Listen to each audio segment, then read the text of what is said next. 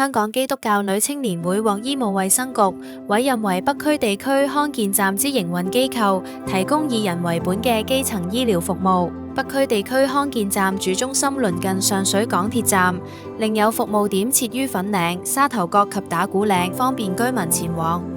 為應對人口老化同慢性疾病病患率上升嘅挑戰，康健站嘅註冊護士會為會員提供免費健康風險評估，訂立個人健康計劃，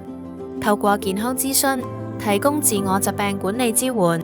並協助市民配對家庭醫生，成為會員了解身體狀況嘅健康夥伴。醫衛局推出嘅共同治理網絡，以基層醫療健康藍圖為制度框架，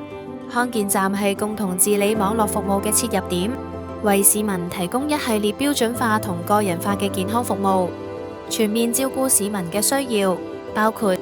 慢性疾病共同治理計劃、乙型肝炎共同治理計劃，由政府資助進行血糖、血壓、血脂及乙肝篩查；婦女健康服務，介紹健康資訊，守護婦女健康；長者健康服務，為長者提供慢性疾病管理及健康評估，提高長者自我照顧嘅能力；體重管理及痛症管理，安全而有效地維持健康體重，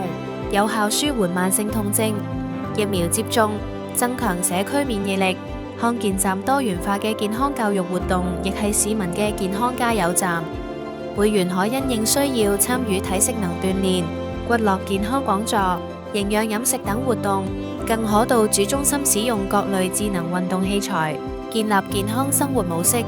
外展流動車更定期走訪鄉郊地區，為村民提供服務。作為基層醫療資源樞紐，